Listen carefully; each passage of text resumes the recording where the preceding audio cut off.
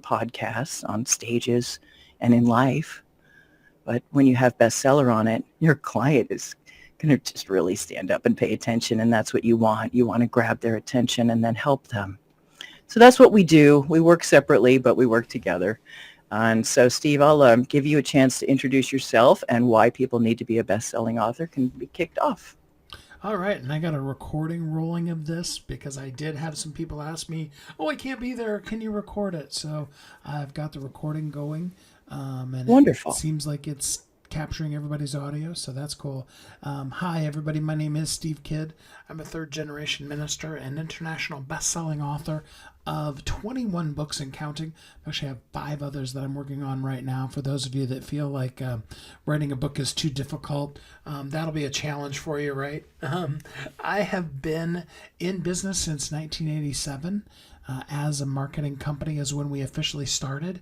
We were early adopters in internet space and digital marketing. In fact, just as a funny sideline note, we actually did not have the word the internet when I was working in early internet marketing.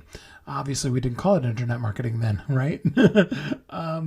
And then I've been doing books since 2007. There's about 4,000 or so people that I've worked with. It's actually closer to 5 now that I've worked with everywhere in the process of writing to publishing to marketing their books to bestseller and everything that goes beyond. And ultimately, what I love helping people do is see that what feels like a cloud that doesn't have any silver lining is actually silver covered in cotton candy. We're going to find your up level today. We're going to talk about why you need to be a best-selling author and how incredibly powerful it's going to be for everything you do in your life and business. And I'm looking forward to this hour that we have together. How's that for an intro, Lonnie? Hey, loud applause. Everybody's applauding. Yes, it was wonderful. So, guys, I wanted just through a show of hands. And by the way, thank you for coming. I see you, Amber and Kelly and Lisa and Ronald and Melissa and Linda, Cindy. Hey, Cindy. Gerald, Jake, thanks for being here. Royce, Jose. Oh, what a story this guy has. What? Oh, my goodness. Guys, connect with each other, please. Charisse, Roland, Lucas, Neil, thanks for coming. I'm so excited to have you here. Oh boy, does Steve have a lot to share with you. One of the things that happens the most for me when talking with first-time authors is why do I need to have a book? And a lot of you do. And so what I want to do is kind of separate the two for a second. If you have a book already, raise your hand or do a thumbs up if you have a book already. I'm just curious. Cindy does. Melissa does. Lucas. Charisse. Okay. Let's see. I know you do, Jose. So, okay, there's Lisa does. Okay. All right, guys. Look, there's more. I love it. Wonderful. Good for you guys. It takes a lot to get a book done, doesn't it? Thank you so much for raising your hands on that. Um, Being a bestseller takes that work that you've done to the next level. And so often people ask, is there a benefit to it? And so we're going to cover that. But the first thing they want to know is, does it have value? Why do they poo-poo it? And because everybody knows how it's done. I don't think that matters. However your book gets your client's attention is what matters. But I want Steve to talk about that and the value of it. So maybe Alicia, we could talk about Alicia, Steve, and what a book Absolutely. did for her. Yeah. I mean, Okay. your book is going to take you from night and day difference. In fact, as a professional marketer, I'll tell you that you will never maximize the marketing potential for anything you do if you don't have attached to it a best-selling book or a best-selling author. Perfect example, Dr. Alicia Griffith. It's important to make sure that we know that she is a doctor. In fact, she's a medical doctor, has been an audiologist for more than 20 years. Interestingly enough, she works almost exclusively with children with autism. And 10 years into her career, her son was born, guess what? With autism. So she's not only the mom of an autistic child, but that's what she does as a profession. She was the best kept secret in the world in that industry. An amazingly powerful woman, but nobody knew who she was. She wrote her book called Amazing Gift. You can find it on Amazon. Dr. Alicia Griffith. And that book, after becoming a #1 international bestseller, it got her on all kinds of television shows. First, she was on TBN. They did a 45-minute segment with her, holding the book almost all the time, showing the book cover on on the TBN broadcast. And then that led to her being able to be on both Good Morning America and the Today Show. Now, those are more like 3-minute segments, but they talked in detail about autism and about, both being the parent of an autistic child as well as the things that a medical doctor could do that. Dr. Alicia Griffith's testimonial that she's given to us says, "I gotten more out of being a best-selling author than being a doctor in my field for over 20 years."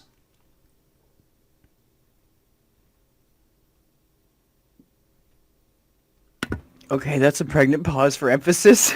Wow. Wow. That's remarkable. Are you there, Steve? I am here. Okay. I'll give you another great example. Dr. Dreon Birch. Interesting side note, Dr. Dreon Birch usually calls himself Dr. Dre and was sued by the rapper Dr. Dre and ended up actually winning the court case because his name is literally Dr. Dre. Had nothing to do with what we're talking about here today, but it's fun information for people who are information junkies like me. Dr. Dreon Birch had been, before he ever met us, on the TV show The Doctor several different times. And he was a powerhouse in his field, a real go-to expert. But what he really wanted to do at that stage in his career was really help doctors move from being the experts they were to truly understanding how to have a business. We helped him create a course and the book that went with it. And in the first 60 days, that's right, I said 60 days, he sold over $160,000 worth of packages into his course. That's a little bit higher end of a course because he was selling to doctors, but still $160,000 in the first 60 days after his book launched. That is what a book can do for you. Well, thanks for that. I wanted you guys to know that we're going to do a Q&A towards the end because I think we'll cover a lot of your questions. What we're going to roll into now, I get asked this all the time. What's the difference between going with a publisher and the benefits or not of being self-published, Steve? So, great statistic. I love this one. Did you know, I didn't even know this until just the other day when I came across it. Did you know that over 72% of people who make $100,000 or more a month with their book are only self-published authors? And that the other 28% of them have both a traditional publisher and have a self-published platform. Of the people who are making $100,000 or more with their book monthly, 0% of them are ones who went only traditional publishing. Now, here's the thing. Traditional publishers are really good at doing one thing. What is that one thing? They're really good at printing books and distribution. They are not marketing companies. In fact, their idea of marketing your book is to hand you a list of contacts that they've had and really just say, hey, contact these people and go on a worldwide book tour promoting your book. In fact, if you were to be a first-time author and try to get an advance contract with with a traditional publisher, they want you to prove to them that you already have a marketing plan in place. They'll even, in fact, look at your social media, and if you can't on a random Tuesday afternoon on some post about hanging out with your kids or whatever you might post about, if you can't get a minimum of 3,000 people to like and comment on that post, again, this is a random post, not one that you did specifically, not one you boosted, they won't even look at you. Literally, I have friends of mine that are author agents, and they've sat next to people from the publishing companies, and that's what they do all day long at those expos, is they look at people's social media presence, and they basically tell almost every new author, no thanks, you're not at a level for us yet. And at the end of the day, after all of that, even if you do get a traditional publisher, I love what one of my friends said. She referred to a traditional publisher as a loan shark, because what they want to do is they want to own your content. That's what's in it for them.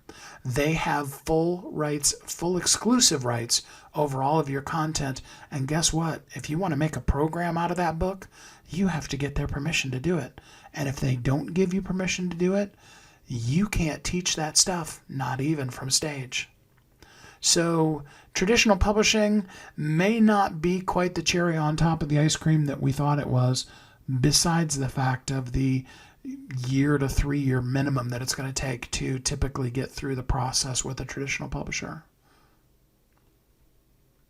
Well, they sure do a lot of talk, and it seems like they get your book into stores, which is a good thing, right? Although Amazon is what sells 95% of all books now. Yes. Yes. Well, and here's the thing. They don't really get your books into stores. Now, many of you, I hope all of you, but many of you are probably familiar with Lisa Nichols. Her book Abundance Now came out, don't quote me on this, but I'm going to say January of 2017, maybe 2016, right in that, yeah, probably 2016. The original intention of that, because she was at that time Steve Harvey's business coach. So those of you that don't know who Lisa is, that's who she is. And there was a deal with HarperCollins for both her and Steve's book to come out at the same time. Some things happened, not the least of which is Steve Harvey accidentally announced the wrong person as the winner at the Miss America pageant and got in all kinds of hot water for that. But Lisa's book came out on its own. It did amazing. It sold so many copies that it actually went into reprint 3 times faster than any book in the history of HarperCollins has ever done. Now, for those of you that don't know, HarperCollins is the largest print publisher in the world. Okay, so that's a big deal, that number of books. However, most of the people, we were part of the advanced team on Lisa's book, so we knew the inside scoop of it.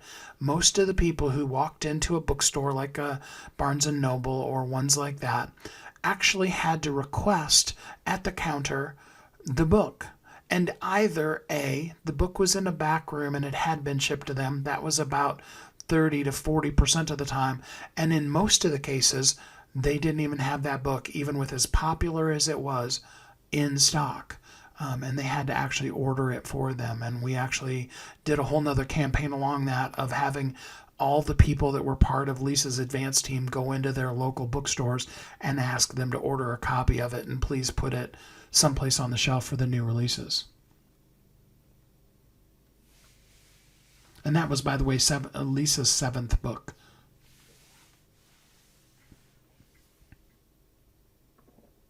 Out of curiosity, Steve, was this the book that she had a ghostwriter work on? Oh, yeah. Yeah. So Lisa paid a ghostwriter. She paid the ghostwriter $100,000 up front, and is paying her 30% in perpetuity of the money made from the book. For those of you that don't know what in perpetuity means, that means forever. And the process took approximately 3 years for them to come together with the content for the book. 3 years. 3 years, yes. Wow, that's a long time. Ain't nobody got time for that. Yeah.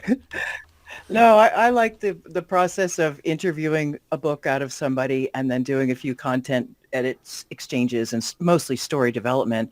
And that's probably the bigger thing for the. I see the laughter out there. Thanks. By the way, thanks for showing up, guys. I see Willie and Hakam and Gina and CJ, Dr. Constance. Elise is here and Paul's here. Erica, thanks for coming. I know you're busy. Thank you guys for putting this on your schedule. Appreciate you, Donald and Sonia.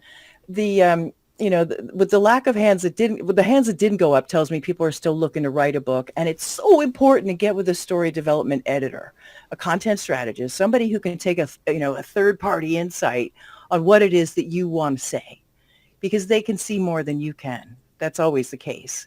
Having a ghostwriter now, that's a really intriguing and deep process, and I can understand it taking a while, but 3 years seems a bit extreme. I'd say that was a smart writer. Well, and the flip side to it is, Lonnie, is that on top of all of that, with all that work and everything, once the book came out, because Lisa always had a plan of having an abundant life program to go with the book. HarperCollins told her that she wasn't allowed to do that, even though it was material that Lisa had been teaching for years, and she had to literally abandon everything she had already created in the course and start over again from scratch. Oh my goodness. What? Yeah. Oh, my hands on my heart. That's painful. That's painful. And there's a lot of bad advice out there. That's the other thing that I see a lot of. Somebody's going to tell somebody that this is the way it should go, and then pour their heart and soul into a book and make it really big so that it has value. There's myths out there that I wanted to kind of bust today. Like, does your book need to be 50,000 words to be successful, Steve? No, in fact, actually, and keep in mind, we live in a Twitter society. We live in a world now where people believe they can have full conversations 140 characters at a time. People do not have the attention span that they ever wanted. But in addition to that, the truth of the matter is the 350 page normal book that we've been led to believe is the real book, that is actually a construct of the publishing companies because they discovered very quickly that they could charge more for a 300 page book than they could for a 100 page Oh, book. no. And so, of course, they wanted to make sure that the books were longer so that they could make more money. They didn't pay the authors anymore. Oliver Twist, as an example of an older book, that author didn't make any more money just because the book was longer. I'll give you a perfect example of a book that wasn't longer. Have you ever heard of Dr. Jekyll and Mr. Hyde? Dr. Jekyll and Oh, Mr. yeah. Hyde, which has been remade as movies and used as, plots for TV series and all those kind of things. Dr. Jekyll and Mr. Hyde was originally a 54-page book. It had to be an anthology book because it wasn't big enough to count as a quote-unquote real book for the publishers. So really what people want is they want you to take one point, make it really clear, give them a clear action from that point, and and then if there's a second point, have that be a second book. Now, I know what you're saying. You're saying, well, Steve, that's a lot of opinion, isn't it? That's just your opinion because you like to write short reads. Well, no, actually, that's Amazon's opinion because they did the research, because they sell books. For those of you that didn't know, Amazon sells books. But in all seriousness, Amazon did the research and they found that if your print book is 100 pages or less, so that's print pages. Now keep in mind that a print book, if you were talking an 8.5 by 11 single-spaced Word document, you're looking at about 4 to 5 pages per each one of those that it's going to be in a final version of a print paperback book. And if the print book is 100 pages or less, around 60% of people that get the book will read the entire book and finish it. If that goes from 101 to 200 pages, that number drops to about 20% of the people that will actually finish the book. And now here's the shocker. If your book goes over 200 pages, it's less than 3% of people that ever will finish your book. And if you're doing your book properly, what you want to do at the end is give them the next steps of what to do next with you. Read your next book, do the next thing, join your course, whatever. If only 3% of the people are ever finishing your book, they're never going to get to that magic, let's do the next thing. Or, worse than that, they're going to take a little piece of your program, try out that little bit they did read, have it fail, and then they're going to say, well, your stuff doesn't work because they didn't go through the whole process with you. Yeah. Yeah, it's notable that Who Moved My Cheese is some 80 pages, depends on the size of the print you get. It has a lot of impact and is very familiar to a lot of people in business because of marketing. After you publish your book, marketing is everything, and everything's marketing, and that includes the who that is you behind the what that you do. You know how I like to roll, guys, and what that means is your book is a representation of what you are, what you have to offer, who you are, behind the special sauce that you bring to the table. And it, excuse me, it really is your foundational marketing piece, and that's why you want to write a book. But in order to make you stand out with your brand out, what you want to do is become a best-selling author. It has a nice ring when you're being announced on stage. Two-time number one international best-selling author. It carries a lot of weight, but it also does other things for you. So go ahead and comment on some of those things that this moniker does for a person, Steve. Well, I mean, it's really kind of everything. I It's mean, only everything. yeah. And yes, you mentioned the big one. Any type of marketing program that you're going to do, when the person can announce the marketing, that it's the best-selling author of, or this is the best book, best-selling book. But here's some practical, again, statistics. Sometimes other people's statistics make what I'm saying more real. Over 50% of all movies that get made are based off of bestsellers. And over 80% of them that earn awards are based off of best-selling books. So for those of you that are fiction writers and you want to get your movie, your book into the movies, if your book isn't a bestseller, the probability is that they won't even look at it. Now, that isn't my statistic. That actually was a statistic that was given to me by Randy Becker, who is a professional Hollywood screenwriter himself, but he also represents somewhere in the neighborhood of a couple hundred Hollywood screenwriters to the different movie theaters, and has, rather, movie studios, and has for almost 20 years now. And that has been his experience across the board. So when you really want to make the impact, you have to have something that makes you stand above the crowd. Just like if you want to prescribe medicine to somebody, you need that little plaque on the wall that says you're a medical doctor, and not just some guy who, thinks this particular medication is really cool. Ultimately, Amazon is a third party validation of all who you are. And your book as a bestseller is the starting point of saying this person has shown that they know their stuff, to give you then permission to be able to take that validation and build on the foundation of that to go out and do all of the things that you were made to do, and make that change that only you can make in this world. Well, that's true. Everyone's an expert at their own experience, and it really is a matter of crafting it in a way that becomes compelling page-turning material. If I could talk, it'd be good. What is Oh, talking? goodness. Yeah, I'm doing my best.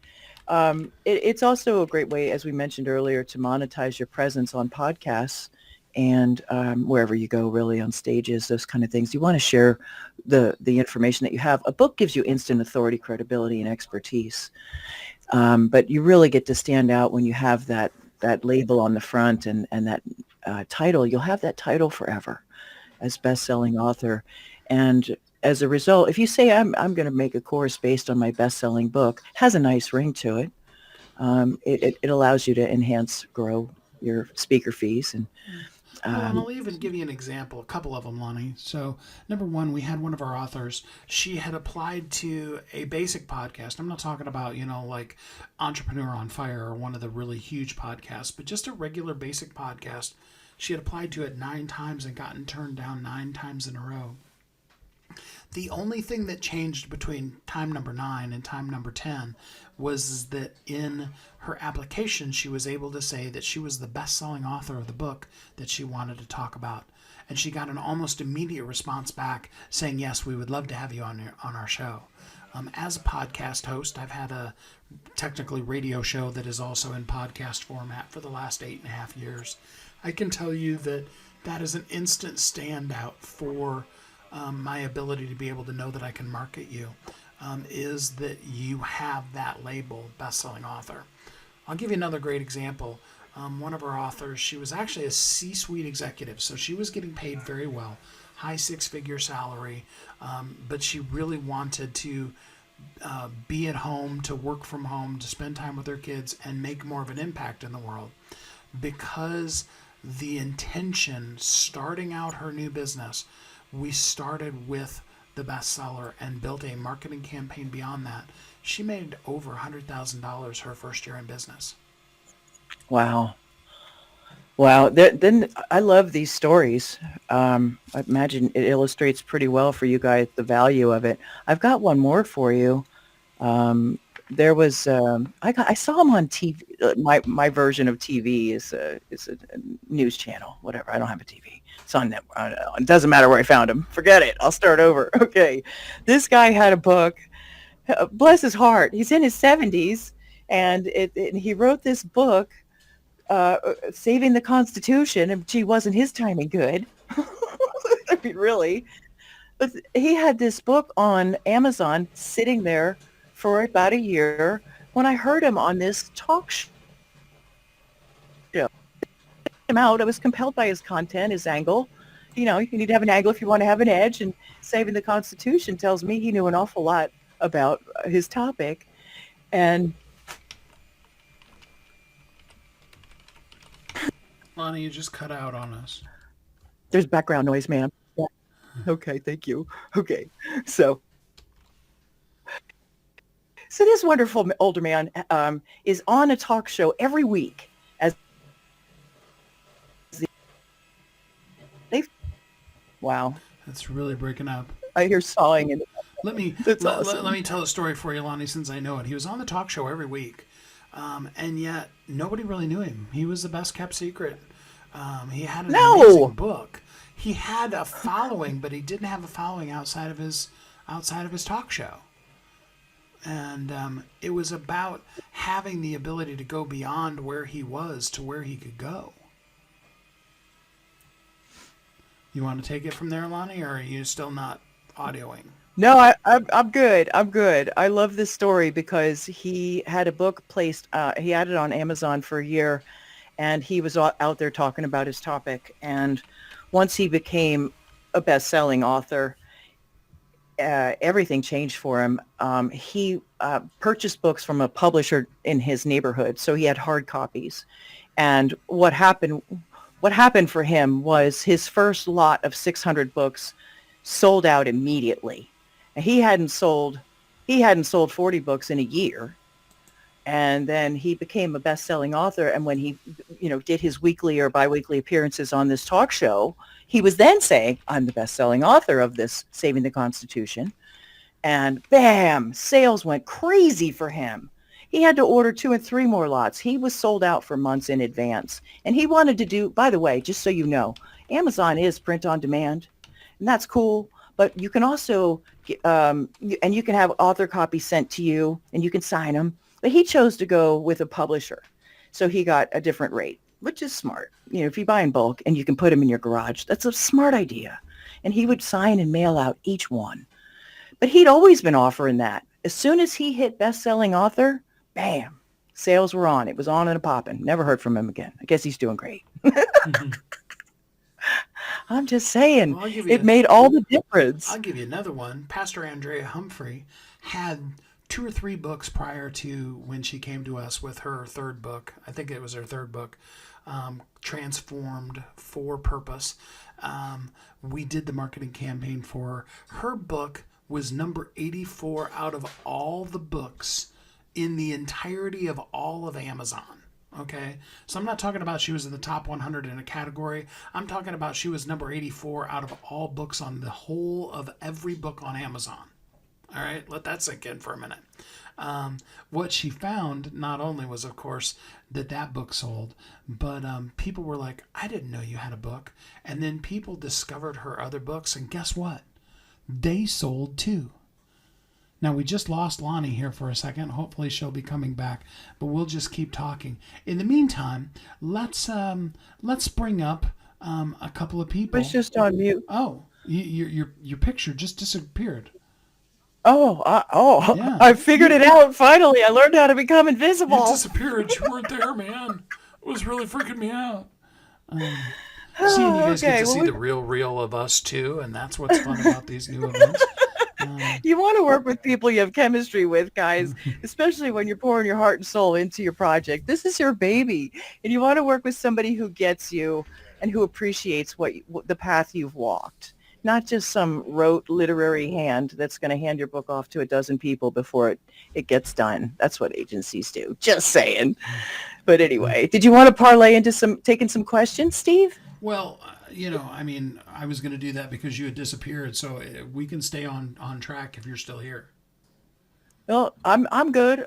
You take it away, however you want to. All right. Well, let's just bring a couple of these people up to the stage. Melissa, who happened to actually work with me, hopefully she'll say good things. Melissa, if you're not going to say good things, run away and hide real quick because my self esteem just can't handle it. I'm totally joking. I'm looking forward to having her come up to the stage. Melissa, you have a question. Feel free to introduce yourself to us and tell us what you have to say. Oh, hey, Steve, can you hear I me? can hear you, yes. Hey, this is pretty cool. Thanks.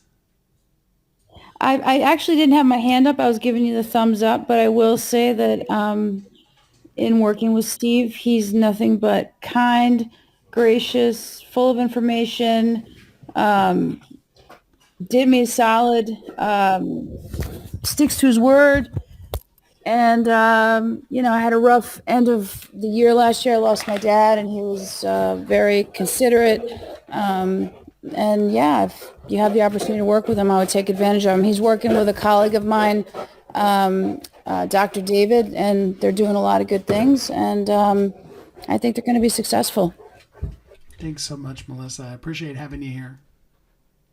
And I did both I wrote a children's book as well, and I did the hybrid publishing route twice.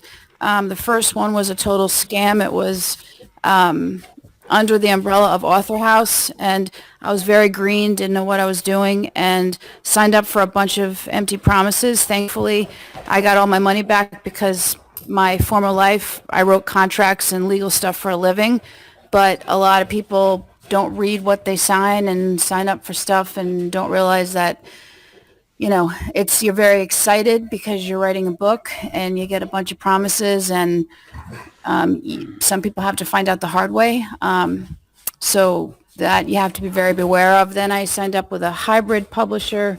They were called Dog Ear Publishing at the time. They've since then gone belly up. But the worst part about it was they didn't, one, they owed their authors a lot of money, and two, they didn't tell any of their authors that they were going bankrupt. And so my domain name, my website, everything went when they went.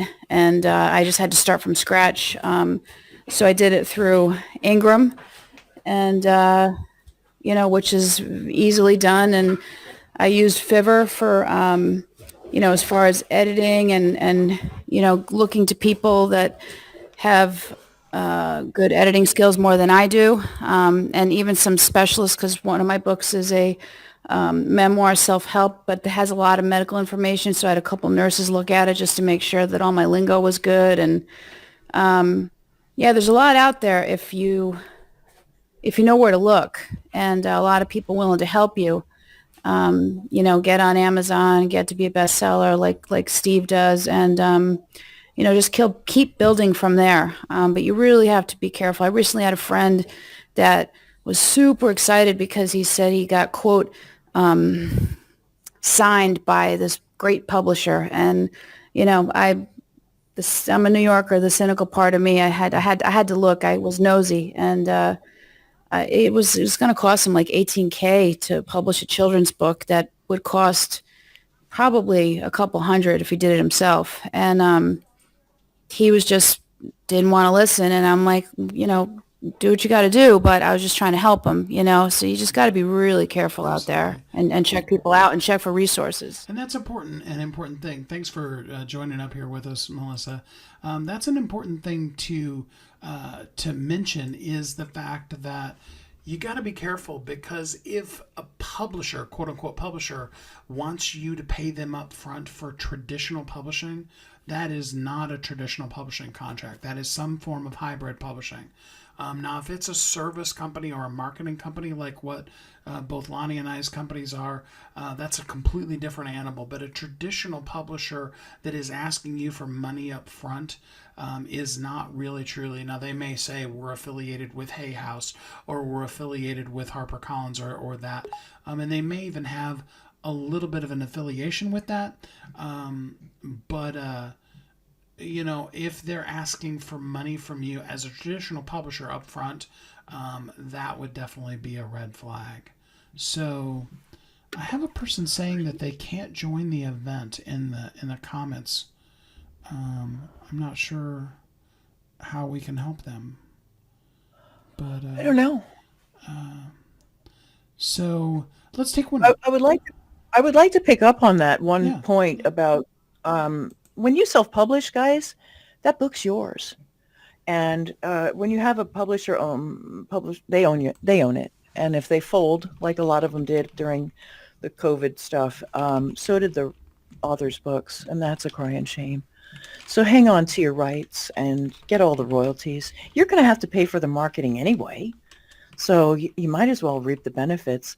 And plus, if you're like me, you don't put a period at the end of some sentences. You put a dot, dot, dot. You want to go back in and change it later. When you self-publish, you can. You can update your manuscript. You could change your call to action at the end. If you go and through a publishing house and they put you on Amazon, that email that they launched your book through, theirs, in Amazon's eyes, that they own the book. You won't be able to adjust your manuscript. You might have to pay a nominal fee or something. I don't know what publishers do. I avoid them like the plague. I But wonder where you learned that one from, Lonnie. but why not retain rights and royalties and have the option to change only everything about your book? You could even change the cover. I mean, I'm not a quick change artist. I'm just recommending that you maintain creative freedom. Creative freedom on and you made some great points.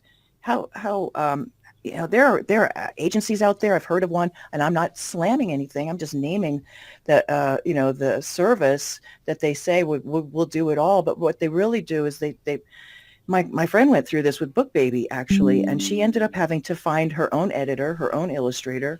All she had to find all the pieces, but they were going to publish her book for her, and she paid them a hefty fee. It was cheaper than others, but it's still money, right? I don't know about you, but I don't have money to throw around. And if you can get with somebody like myself or Steve that really knows the ropes already, hey, if you're going to hike the Andes, get an Andes hiking guide. Don't mess around. And there's a lot of them who profess to be out there, but what you need is a strong editor and somebody who knows the ropes in publishing. Absolutely. So go ahead, Steve, call on somebody else. I'll stop talking. Well, and it's kind of like Seth Godin said, I mean, he said, I don't need a plumber right now, but if I want a plumber, I want the guy who wrote the book on it. I want the best-selling author on the plumbing issue I'm having, as opposed to just some guy that I found in the quote-unquote Yellow Pages. When was the last time you used the Yellow Pages, by the way? So let's bring another person up. Gerald, I think that's how you say your name. Correct me when I bring you up here to the stage if I was wrong. But welcome to the stage. Tell us a little bit about you and ask your question. Can you hear me? I can hear you. Yeah, we can hear you fine.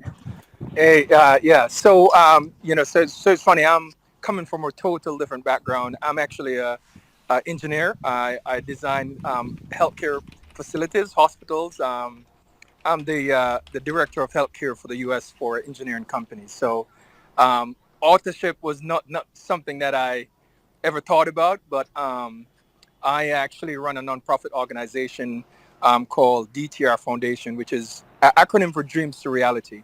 And I started doing a whole lot of mentorship and really, start telling people about my background, my story. I'm from an underserved community in Jamaica, and really came through, overcome a number of challenges, and start telling my story, and it got picked up by a TV program in Jamaica, and I did a two-part interview, which was it was a huge success, and the interviewer actually basically said, hey, you definitely should write a book, and he actually introduced me to his publishing company that did 5 books for him. And I worked, and that's in Jamaica. So I published. It's a memoir, It's called Get the Youth's Bible, and it's really talking about just really showing, talking about, undergoing several challenges, coming from an underserved community, and really how I was able to navigate those, those paths, to be successful. So, but I actually, got it, got it, got it published in Jamaica, and so I am looking to do another book, which I live in the U.S. I'm trying to get it published in the U.S. So I'm trying to, but I sold over 8,000 copies without actually. It was on it's on Amazon, but and it's in some stores, a lot of stores in Jamaica, but otherwise I just actually sell it through my website, and it sold over 8,000 copies. Love that. Well, yeah, absolutely. I mean, there is definitely some nuances of, publishing it in the United States as opposed to just in Jamaica. And there's a bunch of stuff that we can help you with. I either missed it or please restate it if you had a specific question that we could help you with today. No, so well, it's more, so it's more taking it to the next level in terms of, maybe looking at to maybe get it republished here, or just maybe, just trying to, as I said, I'm thinking about doing another book. I've started written some stuff. So it's just a matter of just, just really just understanding the process here, and really just trying to, see how I could do it in the Absolutely. U.S. And yes, most definitely, Gary. I've worked with folks whose books have been as much as even 20 years old, whether it's republishing it or just doing a marketing campaign to get it to where it goes or move it from, a country to all of the countries. I do specialize Yeah. in having the book be available literally everywhere books are sold across the entirety of the world. And we could absolutely do that. The best thing to do, because it's a little bit more in-depth conversation than we can probably answer in a group setting, is if you go to Yeah. askstevekid.com. That's AskStevekidd.com. That hops you right straight to Calendly. Pick a time on my calendar that's good for you. I would be glad. In fact, anybody that's listening, any of you that want to, you can go to askstevekid.com and schedule a time. I would love to help you out. That's totally free. I love helping authors. If there's more that we can do work-wise together after that, that's great. But, I want to get you to the next level with what you're doing, and I'm definitely here to help you.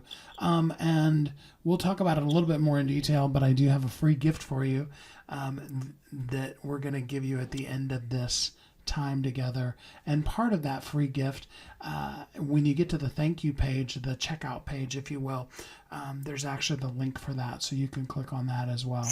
I encourage you to do that, and we'll talk a little bit more about that, but I'll just give you a little heads up. If you go to ongoingwealthguide.com, that's where the gift is going to be.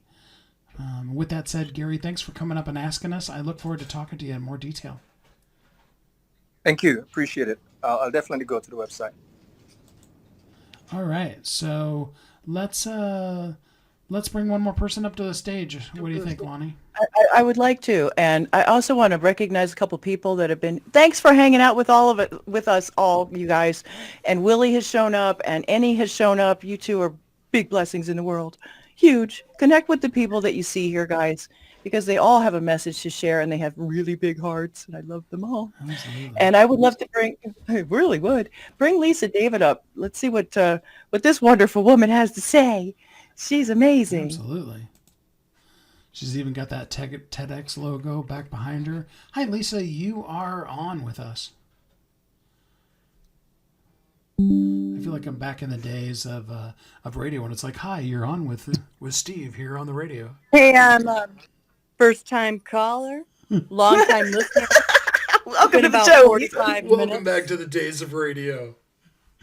Yeah, we got light rain, southerly winds. Okay, hi, and thanks, and hi, everyone listening. I am glad to have this chat, and obviously we all have questions. Mine, I'll try and make it quickly. I do have one book out, memoir, and it was self-published, and I had an editor. I did a creativity journal. I'm a business humorist and speaker and performer. Being a business humorist is my jam, so I'm an interactive speaker.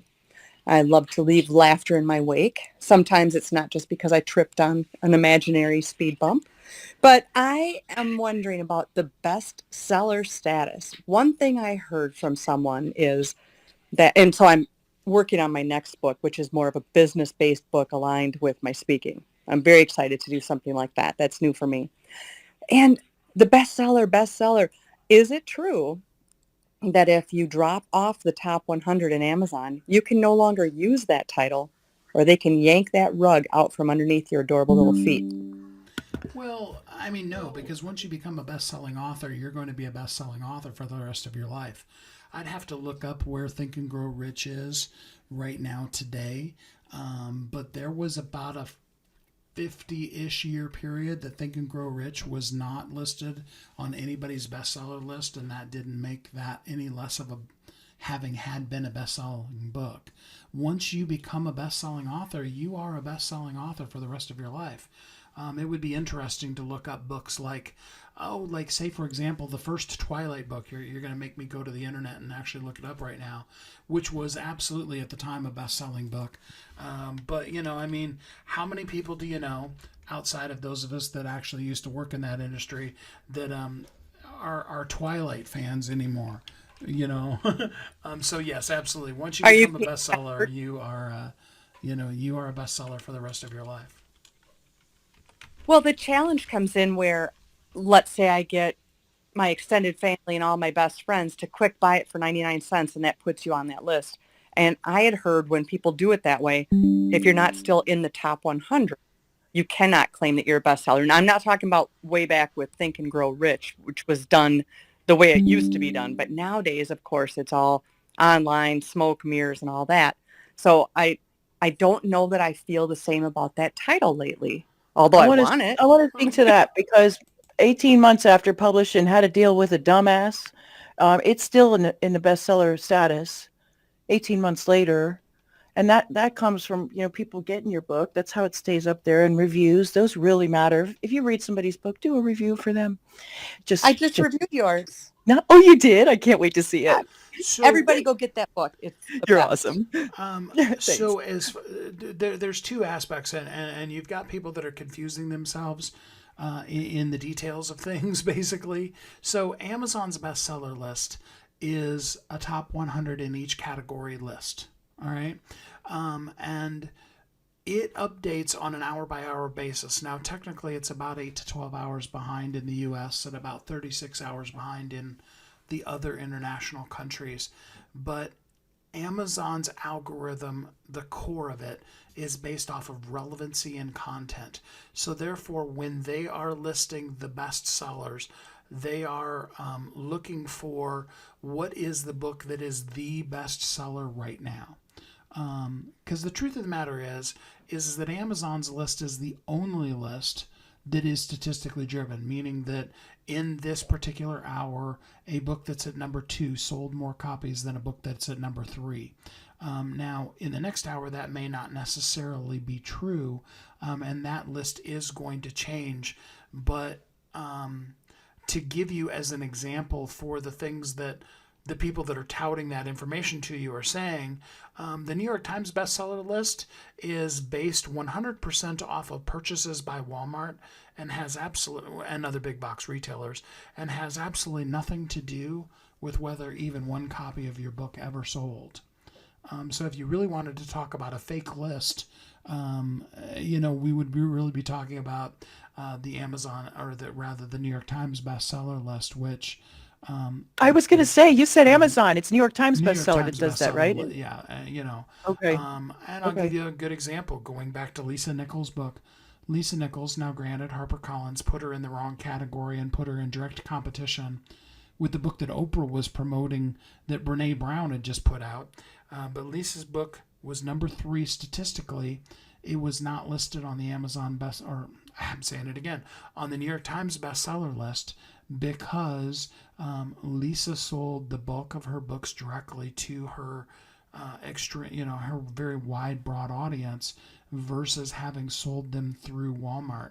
And the New York Times decided that because the Nielsen report did not come back. I was actually talking, it's kind of cool if those of you who know Dr. Noah St. John is, he was talking about the fact of the difference between being an Amazon bestseller and being on any of the other bestseller lists, because the Nielsen report that bases all of the rest of those is kind of a misnomer, because there's a very different kind of person that is the kind of person that you pay to say what they want is the best book versus the people who just go out and buy the book. Does that make sense, Lisa? Well, It does. I'm still concerned about that push that people do, and I just don't feel like it's as So- valuable as it once was. And no shade on what you're doing, because I'm No. definitely on board. I've got you, Lisa. So here's It's- the thing, okay? If you go all the years that it takes to go to medical school, and Lonnie told me not to go into this example, but it's the perfect answer to what you're saying. If you go all just the don't go years, deep, man. if you go all the years that you go to medical school, you walk across the stage and given your diploma, you are then Dr. Lisa for the rest of your life. Now you may go get a job at McDonald's with that degree. There have been people who got that degree that have had to do that to pay their bills. That does not make you any less Dr. Lisa. My dad got his doctorate. He finally finished it at 85 years of age, about a year and a half before he passed away, and he was officially and legally a doctor. Best-selling author is really the virtual equivalent. It is the third-party validation from Amazon that your book did sell. I don't know anybody's book that stays there forever at number one or in the top list without them continuing to market it. And quite frankly, from a marketing standpoint, whether one-off selling of your books is your marketing your marketing push, or whether you're going to use that and push your course or get on stages or things like that, or even give the book away for free. Those are all nuances in marketing, but it doesn't take away from where that book was. And the people that are arguing that are arguing it because they don't really understand the nuances of Amazon's algorithm. And that's why in our process, we literally take the screenshots, including the timestamp of absolutely when your book was a bestseller. So no matter what it is later, you have legitimate, total proof. Here's my book. This is when it was on the bestseller list, and you absolutely are a best-selling author. That makes sense. And I really don't know if it was the McDonald's thing thrown in, but honestly, it does make sense. It really does. Yeah. I appreciate that. Thanks, you guys. Yeah, absolutely. Thanks for coming up to the stage, Lisa. I appreciate your question. How about Paul? All right, Let's hear. Paul. Let's see what Paul let's has hear to what say. Paul. Let's hear Paul's question. Welcome to the stage, Paul. We only we only have a few minutes, so quick. About 6 minutes, concise. Paul. So ask away. Got it. First, I just want to say thank you, Steve and Lonnie, for holding the room. This was so insightful because I'm actually in the process of writing my first book, and all the information that you gave about like self-publishing and all these things was so helpful. My question to you is, what are kind of some of, for a first-time like author, going through the process, in all your experience, because I was looking at your profile, I saw that you've been doing this for a while. What would you say are like three of the biggest mistakes that a lot of people that you work with make, and like you would recommend to avoid? So the number one mistake everybody makes, myself included, is, especially with their first book, is we try to tell everybody everything we've ever known in our entire life. And You're right, though. That's what we do. And what you really want to do is you want to take a person, one single person, and I didn't invent this. Nike actually, they have a whole process for creating an avatar that is a single person. You want to write a book to a single person and help them with one single thing. If she's still in the room, Elise would be the first one to raise her hand and say, we went through that process and it helped her a whole lot to be able to narrow the focus of her book with the amazing stuff she does in the Word. in the world. So that would be number one is don't write about everything you know, write about the thing that the person that you're going to speak to needs to know right now. So that's number one. And you said you wanted 3. So secondarily is really understanding the concept of marketing. There is a lot of people out there that are pushing spending a year to 3 years pre-marketing your book before you put your book out. Somebody's waiting on you. Somebody needs the information that's in your book. They needed it yesterday. As my 20th best-selling book says, bestseller's only the beginning. Bestseller is like when you build a house, building a foundation. Start there and build everything else on it.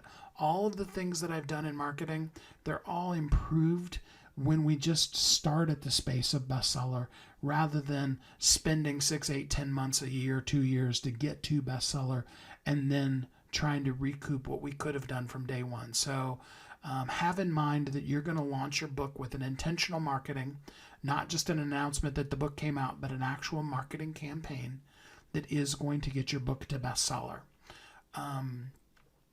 And then last, I would say, the biggest mistake that most people make is if you've ever seen the movie Field of Dreams, everybody has a field of dreams with their book. They think that if they just put the book out there, if it's just there, the whole world is going to come and buy their book. The truth of the matter is that the average book sells 40 copies. It's the entire lifespan. Now, that's the average across all books, meaning that the books that sell tens of millions of copies bring up the average of all the books that sell none or one to your mom up to a massive total of 40 across the board for all books. So you need to have a marketing plan. What are you going to do with the book, and how are you going to, again, if you're going to be selling the book, how and who are you going to sell that book to? So that would be probably the top 3. I could go on for a whole nother hour episode just on all of those kind of things, but that's probably the top 3. Got it. Thank you. I loved what you said about the New York Times bestseller, because that was a huge thing for me. And then I realized it's all about kind of if you throw money behind it or manipulating sales and all those type of things that I learned. So this was really insightful. Thank you. Absolutely. Hey, Paul, I'd like to give you and the others a tip because we do focus on self-publishing because it rocks. Just saying. When you guys write your book, remember that people can look at the preview of your book, the sample, that first 20 pages. Keep that potential buyer, reader, avatar in mind as you write the front of your book, because that's where they're going to peek at what you have to offer. And so when I help somebody get their book done, whatever it is, we consider that front end. Okay. So keep that in mind. Okay. So I think that's about it for right now, huh, Steve? We got something coming up in a couple weeks. Yes. So on my birthday, in 2 weeks, on the 26th, we're going to not just talk about having a book or being a bestseller. We're going to actually literally help you write your bestseller in 1 hour. And you're going to come hopefully with pen and paper in hand. We're going to have a fun interactive action workshop on the event, and we're going to actually write your book. I have folks that have written more than 10, probably actually more than 20 now, books just based off of what I'm going to teach in this webinar. And we're going to have a lot of fun with this event. 2 weeks on the 26th, same bat time, same bat channel. We're going to be here, and we hope that you will all come and that you will all invite a friend. And just as a special thank you for showing up today, I want to give you a free gift. So if you will go to ongoingwealthguide.com, there's a free gift there. It's a 5-step formula to help you be able to create true abundance in your own life. What I mean by that is that no matter what the bank account says today, you have a system in place to be able to continue marketing and continue to be able to grow and develop who you are and what you do in the world. And that's yours absolutely free. And in addition to that, if you want to add it to it, you can get my 20th international best-selling book. Bestseller is only the beginning. You can also get that for free. And like I said, on the end final success page, there's also a link to book with me, or you can just go personally to askstevekid.com. That is kid with 2 Ds, AskStevekid.com. lonnieharper.com. Takes you straight to my calendar. That's a free call. I'd love to talk to you and help you out in any way that you can. Lonnie, thanks so much for being our MC and keeping things rolling. I'm so grateful for everybody that's here, but Lonnie, I really appreciate you doing these with me. My pleasure. Thanks, guys, for coming. Appreciate it. Thanks, everybody. Looks like we're rebooting. Have a great week. Okay. We will talk All right, later. guys. Yep. We'll see you next 2 weeks, guys. Thanks for coming. Bye-bye. And reach out to me on DM if I can help you at all, guys. Thanks. Bye-bye.